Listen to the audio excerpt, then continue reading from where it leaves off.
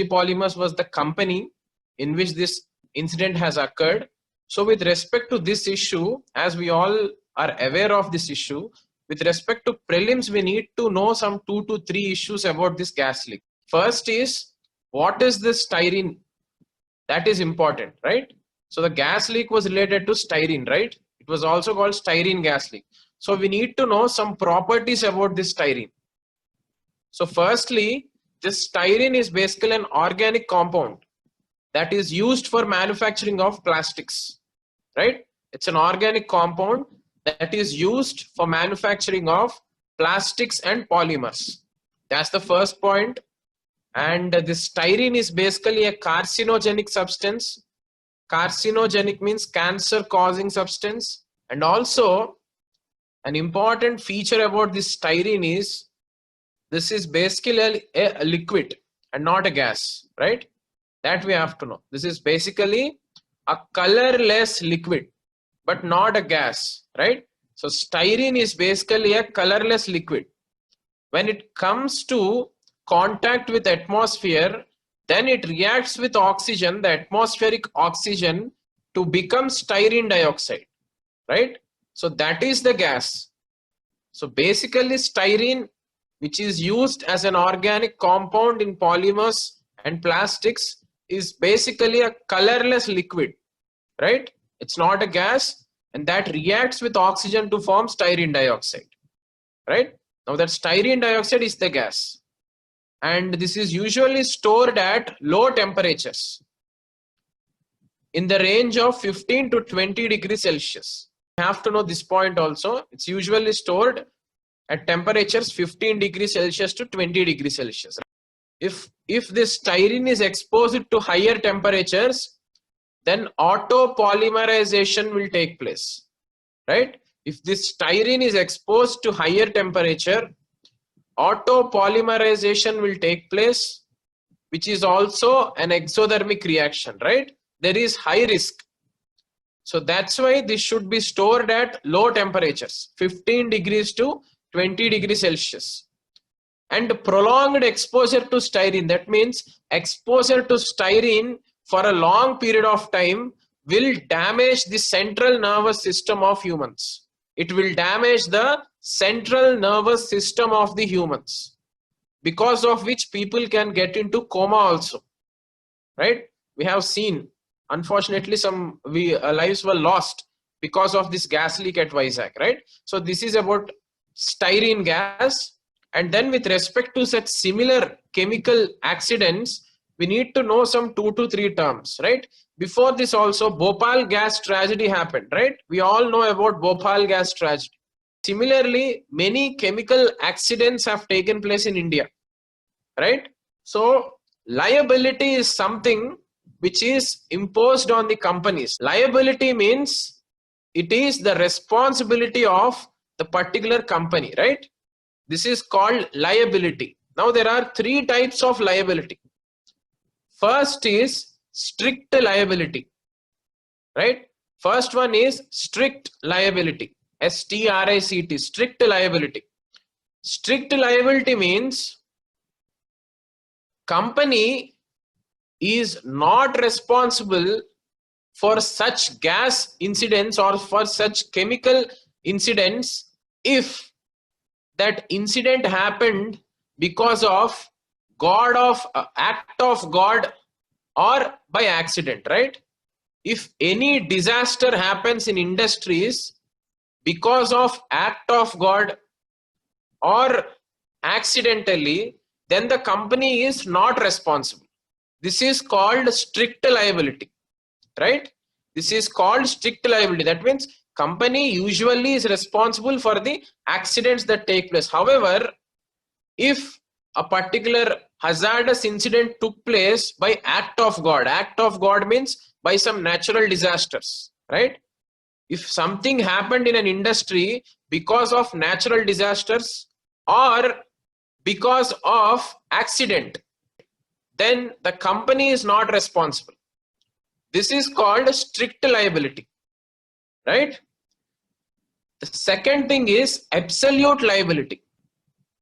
What is the difference between strict liability and absolute liability? Absolute liability means industry has absolute duty and responsibility to ensure no harm is done to the workers and the people. Absolute, the name itself says absolute liability means industry has absolute duty and responsibility to ensure no harm is done to anyone, right? So absolute liability is a broader term and it is a broader thing compared to strict liability, right? So this is called absolute liability, and there is also another liability called no fault liability. No fault liability, right? No fault liability means company can be held liable even if it had done everything it can do to prevent an accident, right? For example, assume a particular company has done entirely what all it has to do. It has taken the safety precautions. It has followed SOP, standard operating procedure was followed. Emergency provisions were also incorporated in the particular industry, right? All the efforts were taken, but still the disaster happened. Then also the company is responsible under this no fault liability, right? So these are three liabilities we have to know. What is strict liability? If anything happened because of act of God or by accident, then the company is not responsible. This is strict liability. Absolute liability means industry has absolute duty and responsibility to ensure no one is harmed because of that particular industry. No fault liability means even though the company has taken all possible efforts to prevent an accident, but still if the accident happens, then also the company is liable. This is called no fault liability, right? These three are important, guys. And now another important judgment is also useful or important for prelims. It is MC Mehta versus Union of India, right? MC Mehta versus Union of India. This case was important because in this particular case, the Supreme Court has shifted from strict liability to absolute liability, right? It broadened the scope of liability, right? So it has, the Supreme Court has basically shifted its stand from strict liability to absolute liability. That means more accountability, more responsibility and more duty was kept on the companies to ensure no chemical accidents happen. This is related to MC Mehta versus Union of India. And after this gas leak incident that happened in Visakhapatnam, the National Disaster Management Authority, NDMA, has come up with some guidelines for all the other industries also. See, basically this LG Polymers gas leak happened because this was closed for a month or so because of lockdown. Because of COVID lockdown, the industry was closed. When the unlock was about to start, this industry was allowed to reopen. And when they started to initiate the manufacturing process, at that time this gas leak happened, right? So that's why National Disaster Management Authority has given guidelines to all the industries as to how some safety precautions they have to take before starting an industry, right? So NDMA guidelines, just go through them. And also just get to know or refer about Public Liability Insurance Act, right? Public Liability Insurance Act. Just find about this also. Public Liability Insurance Act, right? So this is all about gas leak at Vizag, LG Polymers gas leak, styrene, it's not a gas, it's a liquid. The gas is basically styrene dioxide. So this styrene is basically a colorless liquid, carcinogenic and used for manufacturing polymers and plastics, usually stored in 15 degrees Celsius to 20 degrees Celsius temperatures, and it affects the central nervous system if there is prolonged exposure. Strict liability, absolute liability, no fault liability, right? Find about Public Liability Insurance Act also. and MC Mehta versus Union of India. This is related to liability. At least that we have to remember. So this is about gas leak at Vizag. The second topic that we are picking up today is energy efficiency. Energy efficiency. So recently there was a report in news called Impact of Energy Efficiency Measures 2018-19, right? There was a report in news called Impact of Energy Efficiency Measures 2018-19. This report was prepared by Bureau of Energy Efficiency, BEE, right? So this report was prepared by Bureau of Energy Efficiency, BEE. Now, what is this report? In this report, this particular organization called BEE, Bureau of Energy Efficiency, will try to assess, will try to evaluate all the energy efficiency schemes that were implemented by government in the year 2018-19, right? That is the objective, to evaluate the efficiency of all the government schemes related to energy efficiency in the year 2018-19. That is the objective. Now, before we get into the details of the report, first let's also get some clarity about BEE, Bureau of Energy Efficiency, right? So this is basically a statutory body under the Ministry of Power, right? Under the Ministry of Power, and the statutory body was established under the Act, Energy Conservation Act 2001. So this is about Bureau of Energy Efficiency. There is also another organization under the Ministry of Power called EESL, Energy Efficiency Services Limited. Just find out what is that body, right? EESL, whether it is a statutory body or whether it is a PSU, what is it, right? Find about EESL, because all the schemes related to energy efficiency are either implemented by Bureau of Energy Efficiency or EESL. So that's why we have to be careful what schemes are related by or implemented by B and what schemes are implemented by EESL, right? So there we have to be clear. So find about EESL, and this report talks about energy intensity. Energy intensity. Now this is an important term, right? A straightforward question can be asked about energy intensity. Energy intensity related to environment is about, and 4 options can be given. So energy intensity means quantity of energy that is required to produce 1 unit of GDP. Produce 1 unit of GDP. So this energy intensity is measured in terms of GDP, right? That we have to know, right? Energy intensity means quantity of energy that is required to produce 1 unit of GDP, right? If we are able to produce 1 unit of GDP with less energy, that means energy efficiency is more, right? If for producing 1 unit of GDP, so much energy we are consuming, that means energy efficiency is less, right? So our government is trying to improve energy efficiency through various schemes. Now this report, Impact of Energy Efficiency Measures report, has cited some important schemes that are implemented by government, right? So those schemes, I'll just list them down and briefly explain. For more depth and more details, please refer your own notes and materials, guys. So the first scheme which this report talks about is National Mission on Enhanced Energy Efficiency, NMEEE, National Mission on Enhanced Energy Efficiency.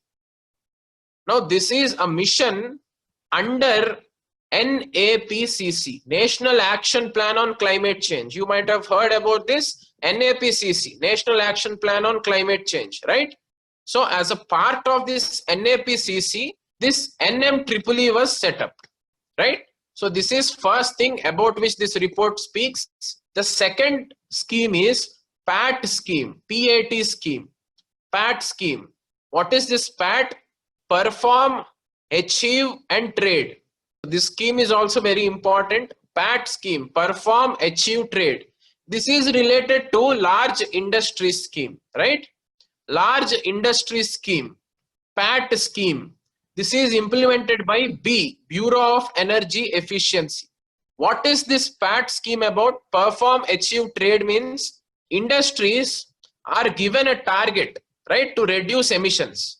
So industries have to reduce their emissions. If there is any one industry which has reduced emissions more than the target, then that extra reduction in emissions, it can sell to other companies which could not meet their target. Here trading of carbon emissions takes place. This is related to PAT scheme, right? I hope this was covered in environment for you guys. If it's not covered, just go to Google and search it, you will get it, right? So second scheme is PAT scheme implemented by Bureau of Energy Efficiency. Third scheme is PM Ujala Program, right? Ujala, PM Ujala Program. Now this is related to LED lights, right? This is related to promoting the usage of LED lights, which are more energy efficient, right? So this is the third scheme, PM Ujala Program related to LEDs.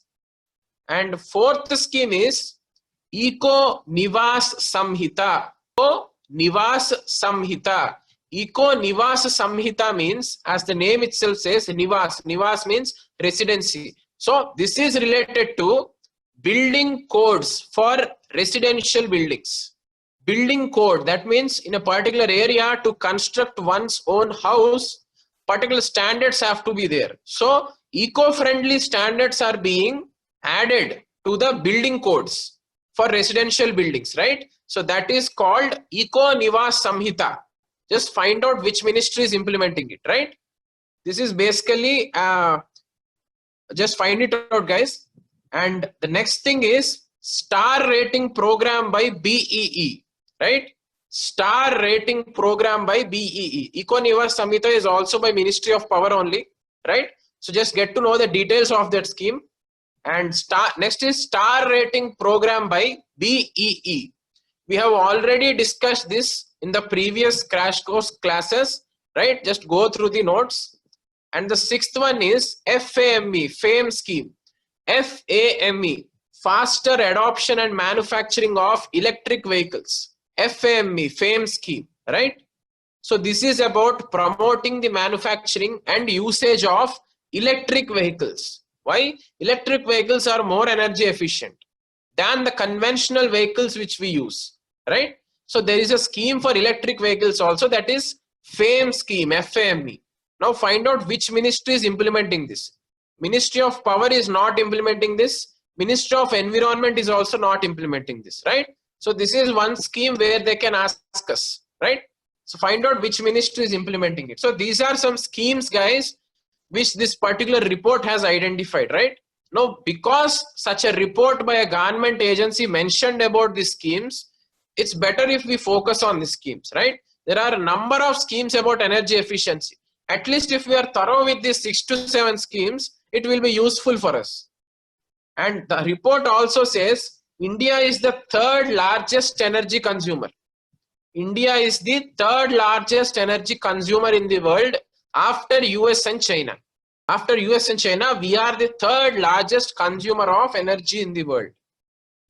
And the report also says that after evaluating all these schemes in the year 2018-19, the report says overall, if we see, there are around 10% electrical savings. By implementing all these schemes, the government was successful in reducing the electricity consumption by 10%, guys. So if we could not remember the 10%, at least we should remember there was some positive outcome out of implementing these schemes, right?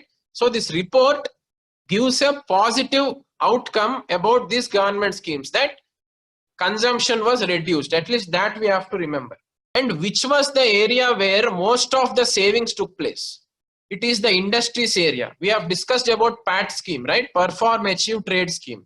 Now that was the scheme which gave good results. Out of the savings, 60% savings came from PAT scheme related to large industries, right?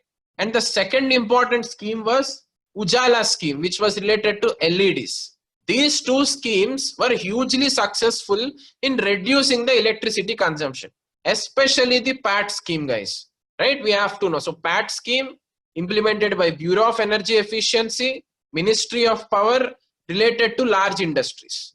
For further details, please refer your notes. And also, there is another important scheme that is implemented by Bureau of Energy Efficiency. It's an action plan. Its name is Unnati, U-N-N-A-T-E-E, right? U-N-N-A-T-E-E, Unnati. Unnati means, the full form is Unlocking National Energy Efficiency Portal Strategy, right? Unlocking National Energy Efficiency Portal. So this is Unnati. This is basically a strategic plan by Bureau of Energy Efficiency. Just we have to remember, okay, Unnati, it's related to energy efficiency. And which is the organization that takes about energy efficiency? Bureau of Energy Efficiency, right? So at least this we have to remember with respect to prelims, right? If there is an option saying Unnati that is related to energy efficiency being implemented by some XYZ agency, we should be in a position to eliminate that option, right? If not completely remember all this. So this is about impact of energy efficiency measures report, guys. All the information, right? NMEEE, PAT scheme, Ujala program, Namita Samhita, star rating program by B, FAME scheme, right? All these schemes, just have a look. So the third topic is HT14 and HT18. HT14 and HT18. What are these HT14 and 18? These are basically gene variants of wheat crop. Gene varieties of wheat crop. These are two gene varieties of wheat crop. Now, why are they important for us? They are important because this particular gene variety wheat crop reduces crop residue burning, right? One of the issue you might have studied in environment is in the states of Punjab, Haryana, Uttar Pradesh, and also some parts of Rajasthan, after wheat crop is harvested, some leftovers of wheat plant will stay, right? So rather than removing those wheat stalks, they are called stalks, guys, the leftover parts of the wheat crop, right? So either they can be removed by using the labor or they can be simply burnt away. So to reduce the labor cost, to save some money, what farmers do is, rather than manually removing that leftover wheat stalks, they simply burn it. So because of burning like that, pollution is increasing in the national capital region, in the Delhi, right? So one of the important reason for increasing pollution in Delhi NCR region is stubble burning by the farmers, especially in the states of Punjab, Haryana, Uttar Pradesh and Rajasthan, right? So to prevent this, to stop this, a new gene variety of wheat was discovered. This is called HT14 and HT18, right? They are called dwarfing genes. Dwarfing means making them shorter, right? Dwarfing genes. Now the two advantages of this is it reduces crop residue burning. It reduces crop residue burning. And the second thing is deeper sowing of wheat seeds is possible. So wheat seeds can be sown deep into the soil, right? That is also an advantage. How is this advantage? Now, as we are able to deeply sow the wheat seeds, we can effectively use the soil moisture as a source of water. Previously, irrigation has to be done, but now with the capacity or ability to sow these wheat seeds deep into the soil, even that moisture which is trapped inside the soil also can be effectively used, right? So these are the two advantages related to wheat crop. And this was developed by Agharkar Research Institute under Department of Science and Technology, right? So this is HT14 and HT18 genes, guys. So there can be a question saying HT14 and 18 recently seen in news related to. That is related to wheat crop gene varieties. That we have to know. And some benefits out of it. Crop residue burning is reducing and deeper sowing of seeds is possible, right? So this is about that topic. Now the fourth topic is State of World Forests Report 2020. Now there was a World Forest Report, right? Of World Forests Report 2020. So there was a World Forest Report published by UNEP, United Nations Environment Program, and FAO, Food and Agricultural Organization, right? UNEP and FAO together have published this State of World Forests Report 2020. This much is important for prelims, right? Further details, if you want to know, just go to this report. It's available in the net, right? But for prelims, we have to know which report, which organization, right? If any important findings are there, those we have to take care or note down, right? Similarly, UNEP and FAO are publishing World Forest Report. Similarly, in our country also, status of a State of Forest Report is published, right? Every 2 years, a particular organization publishes India's State of Forest Report, right? That organization is Forest Survey of India. So Forest Survey of India, which is a body under Ministry of Environment, Forest and Climate Change, this organization, Forest Survey of India, publishes India's State of Forests Report. Every 2 years once, that means biennially, BIENNIANLY, biennially, every 2 years once, this organization publishes India's State of Forest Report, guys, right? So one new thing was done in the recent forest survey. Just find about that. What was that one new thing? That one new thing is related to biodiversity. So just find out what is that one new special thing in the forest report, recent forest report, right? So this is about State of World Forest Report. And the last topic of environment is direct seeding of rice. Direct seeding of rice, right? So what is this direct seeding of rice? So to understand this direct seeding of rice, first we have to understand presently how rice is cultivated, right?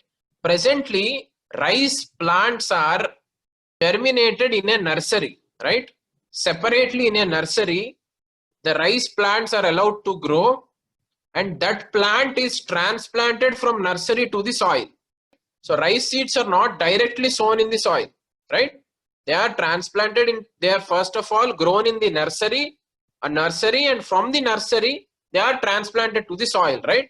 You might have seen in many movies or even in some documentaries, the laborers transplanting the rice saplings in the soil. In the soil that is fully filled with water, you can see farmers planting these rice saplings in the soil, right? One by one. So that is the way how rice is cultivated.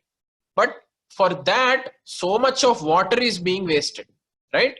So much of water is being wasted. Now, why is that method followed by the farmers? That method is followed by the farmers because first, they will be completely filling the soil with water. They'll do that to ensure only rice plant will grow and no other weed plants will grow, right? No other waste plants will grow. To make that happen, first they will fill the entire soil with water and then they will grow this rice plant separately, and then after it reaches some height, then they'll transplant into the water. This happens. So water wastage is so much in this conventional method that is being followed by farmer. And also labor cost also increases for the farmer, right? Transplanting these saplings from nursery to the soil requires labor. So labor cost is also involved. Now states like Punjab and Haryana are starting a new method called direct seeding of rice. That means rather than transplanting them from nursery to the soil, directly they will sow the seeds in the soil itself, right?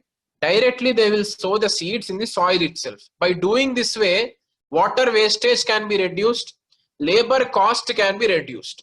So this is about direct seeding of rice. In the news, in the last week, guys. That's why I've picked this topic. At least we have to know what is direct seeding of rice, right? So these are some environment topics. So now we'll go to the governance topics. In the governance topics, Shekatkar committee is very important. Shekatkar, SHEKATTKR, Shekatkar committee.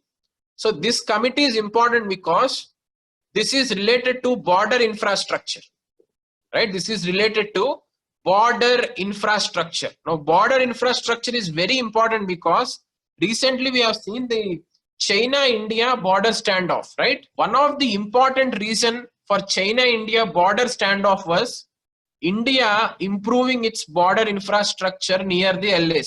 It was one of the reason why border standoff happened between India and China, right? If you are going through the newspapers daily, you can catch this point. So that's why border infrastructure is important for us, right? China-India issue is important, but issues that are surrounding this China-India issue are also equally important for us, right? So border infrastructure is important, and this Shekatkar committee is important. What did this, why is this committee very much important is, 3 of its recommendations were taken seriously by the government and have been implemented. The recommendations. First recommendation is speeding up the road construction in the border areas, right? Speeding up the road construction in the border areas. That was one of the recommendation. Second recommendation was socio-economic development of the border areas. Just imagine those living in the border areas, right? They are more vulnerable. They are more marginalized, right? They live in remote areas. So their socio-economic development is also important for us, right? Only then inclusive development is possible. So that was also a recommendation by Shekatkar committee. And the third recommendation was go for public-private partnerships in improving border infrastructure, right?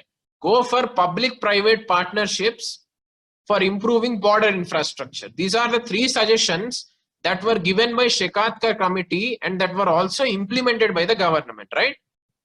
So this is important, guys. And also find out different models under the public-private partnership model, right? Under PPP model, there are 4 to 5 models. This is related to economy. Just find each and everything. There is a model called EPC.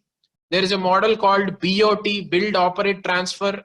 There is a model called HAM, Hybrid Annuity Model, right? There is also a model called a Swiss Challenge method, right? Swiss Challenge model is also there. So many kinds of public-private partnerships are there. It's important for us because the present government is so much pushing towards public-private partnership, guys, right?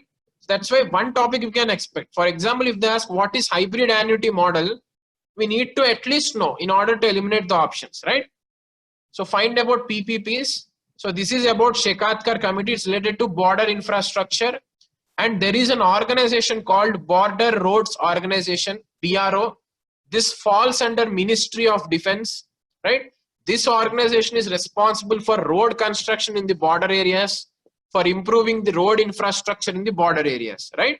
So these are some points we have to know with respect to border infrastructure, right? We have discussed another committee related to Chief of Defense Staff 2 days back, right? That was related to Naresh Chandra committee and Kargil Review Committee. Shekatkar committee is related to border infrastructure, right? Just keep revising these names, guys. So the second topic is plea bargaining. Plea, P-L-E-A, plea bargaining. Plea bargaining. This is also a topic. This was there in Sunday's Hindu newspaper. A big article was there about plea bargaining in Sunday's Hindu newspaper. Now this is important because this is related to Tablighi Jamaat incident, right? This is related to Tablighi Jamaat issue. Tablighi Jamaat issue, I suppose everyone knows about that issue, right? So this plea bargaining was related to that issue. So what is plea bargaining? Plea bargaining means, example, assume a person is charged with some criminal offense, right? It's not yet proved, but he is an accused of a criminal offense. Now, under the plea bargaining, that accused person can by himself voluntarily negotiate with the prosecutor and agree that he only has done that mistake, right? Even before the prosecution, investigation, trial by the court, this is the natural way how the things go. Rather than that method, directly the person who is accused can himself accept in front of the prosecutor that he has done the crime. By this way, lesser punishment is given to him. This is called plea bargaining. So bargaining means negotiating, right? Rather than going by the natural way how the investigation, prosecution and the trial goes, under plea bargaining, the accused person will try to negotiate and bargain with the prosecution, right? So the negotiations go in such a way that if the accused himself agrees that he has done the mistake, then lesser punishment will be given to him, right? This is called plea bargaining. This is a very famous model in United States, guys, right? This is a very famous model in United States criminal justice system. Does it exist in India or not? Yes, it exists in India. This plea bargaining was also used by the Tablighi Jamaat people, right? What is the Tablighi Jamaat people? How did they use the plea bargaining? Just find it out in Sunday Sindhu newspaper, or in the net also you can get it, right? So this model of plea bargaining was introduced in India in the year 2006, right? So this plea bargaining exists in India, that we have to know. However, not for all cases you can use this plea bargaining. Just imagine a murder has been committed, or just imagine a rape has been committed. Just imagine a child under 14 years was molested. For such cases, we cannot allow this plea bargaining, right? So some cases are out of the purview of plea bargaining, right? Out of the purview of plea bargaining. They are any crimes that involve death sentence, any crimes that involve life sentence above 7 years, right? For such serious offenses, plea bargaining is not applicable, right? So we should know plea bargaining is not applicable for all the cases. Some cases are out of the purview of plea bargaining. And this plea bargaining was also recommended by Justice Malimath Committee also. Malimath Committee, this might have been covered for you in governance. Malimath Committee is related to criminal justice reforms, right? This is related to criminal justice reforms. Even this Malimath Committee also recommended for plea bargaining, right? So what are the benefits of this plea bargaining? Some benefits are speedy trial takes place, right? Speedy justice is possible. Litigation cost will reduce. People need not roam around the courts for justice, right? In a speedy way, we can get the justice. Under trials can be reduced in the prisons. What are under trials? Under trials means they are still under the trial. That means they are accused, but still not proven guilty. But still they are kept in the prisons. These people are called under trials. Under trials can be reduced. Pendency in the cases also can be reduced, right? We can solve cases fastly by plea bargaining, by using the plea bargaining, right? So this is about plea bargaining, guys. So plea bargaining means person charged with criminal offense, he tries to negotiate with the prosecution, right? This is famous in US criminal justice system. This also exists in India, was introduced in the year 2006, right? Lesser punishment is given if he voluntarily accepts that he has committed the crime before the trial goes. And some cases are kept outside the purview of this plea bargaining. Justice Malimath Committee also recommended this. This is related to Tablighi Jamaats. Just go through that issue, and some benefits also we have discussed, right? So the last topic for today is TRIPS and Doha Declaration. What is TRIPS agreement and what is Doha Declaration? This we have to know, because this TRIPS and Doha Declaration was in the news during this COVID pandemic times. That's why we have to know. So first of all, we'll try to tackle what is TRIPS agreement. So TRIPS agreement means it's basically related to intellectual properties, right? This agreement is related to intellectual properties. Now, why is this important? Because this agreement talks about protection of patents, right? protection of patents in WTO member countries. All the countries which are members of World Trade Organization, they have to maintain some minimum standards and rules for protecting the patents, right? For that, this TRIPS agreement was brought. So this is related to intellectual properties. That is the first point we have to know. So what all intellectual properties are covered under this TRIPS? That is also important. Firstly, copyrights, trademarks, geographical indicators, industrial designs, trade secrets, plant varieties, patents, all these are protected by this TRIPS agreement, right? What is the need of protecting all this? Only when we protect all this, we can promote innovation, right? Only when we assure someone that their patents will be protected, only then they'll try to come up with new innovation, right? So for promoting innovation and also for promoting ease of doing business, just imagine a company has trade secrets. A company has some secrets. And if the country is not in a position to protect those trade secrets, then no company will be willing to start its production in our country, right? So for ease of doing business and also for promoting innovation, this TRIPS agreement is very much required, right? So all the things which we have discussed fall under this TRIPS agreement. It is basically a WTO agreement. That also we have to know. World Trade Organization agreement, which came into force in 1995, right? So this is about TRIPS agreement. Now, what is the issue with this TRIPS agreement? Just imagine the least developed countries and the developing countries like India. The issue here is, if we give patents to individuals, assume an individual has come up with a patent for a drug, right? Now that drug is very much required in India, especially for the poor people. Then what should be the scenario, right? That particular person who has the patent over the drug will charge huge amount of money.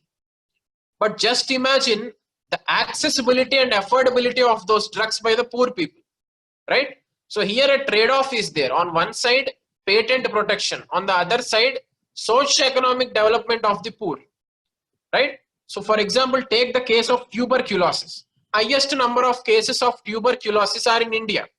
Just imagine now a person has come up with some very important drug related to TB, but he has patented it, right? Now access to the drug is limited. What cost he charges, for that only we have to buy. But country like India, which has huge number of TB cases, and especially poor people who are more vulnerable to TB, can they afford those medicines? No, right? So for that, a declaration was brought that is called Doha Declaration, right? So this Doha Declaration is about TRIPS and public health. Doha Declaration is about TRIPS and public health. This was done in the year 2001. This was done in the year 2001. So this is about some flexibilities given to the developing and the least developed countries, right? Some relaxations were given to developing countries and the least developed countries for public interest. That means countries like India can compromise with patent protection for public interest, right? If there is any one such drug which is very useful for the people, but it was patented by someone, then India can take away that patent and use that drug, right? So such kind of flexibilities were given under this Doha Declaration on TRIPS and public health, right? So in this context, we have to know about compulsory licensing, guys. What is this compulsory licensing? So compulsory licensing means though patent exists, the government can give license to a third party or a government agency to manufacture that drug, right? This is called compulsory licensing. Compulsory licensing means even though a person has a patent over a drug, the government of India can order or give license to a third party other than the patent person to manufacture the same drug, right? This is called compulsory licensing. Hope this is clear to everyone about compulsory licensing, right? So this is about TRIPS and Doha Declaration. It's important because in this COVID pandemic, just imagine different companies are coming up with different drugs, right? So this is very much useful or essential for people, for all the countries, especially for countries like LDCs and developing countries like India. So if patents are done, then public health will be at risk. So TRIPS agreement related to intellectual properties, all kind of things, geographical indicators, copyrights, trademarks, all are included in this TRIPS. This is under WTO, adopted in 1995, and Doha Declaration on TRIPS and public health in the year 2001. Flexibilities were given, right, for balancing patents and public interest. Compulsory licensing, that term also we have to know. First thing is, there was a mentioning about floor test in Rajasthan state, right? The chief minister has gone to the governor and there are chances of floor test. So just see what is this floor test and how is it related to Article 74 and 75, right? So that is important. And the second is, there's an article about tribals of Odisha. Tribals of Odisha, there was an article saying that they are very much safe as they are living in remote areas. They are very much safe from this COVID pandemic, right? In this context, we have to know 2 months back, there were some rituals done by Arunachal Pradesh tribals. There were some rituals, RATUALS, rituals done by Arunachal Pradesh tribals related to self-isolation, right? They are related to Corona. So the tribals in Arunachal Pradesh, they have done some self-isolation rituals. So those tribes' names and those rituals are very much important, right? A question can come from there. And Bagjan site in Assam, where the gas leak has happened, right? So that site's name is important. Tinsukia district, Bagjan site. This is there in Assam. And it's 75 years for United Nations. So a declaration was passed yesterday. 75 years for UN declaration was passed. So the declaration was important. Any important terms mentioned in that declaration, they are important for us. Just go through them. And this year's declaration is important because India is pushing for UNSC reforms from many years, but the UNSC reforms issue was not that much highlighted in this 75 years declaration. So that's why this is important for us. And LAC, guys, LAC is in news from 1.5 months, right? Just get to know all possible details about LAC, right? LAC can be divided into Western, Middle and Eastern parts, right? Western LAC, Middle LAC, Eastern LAC.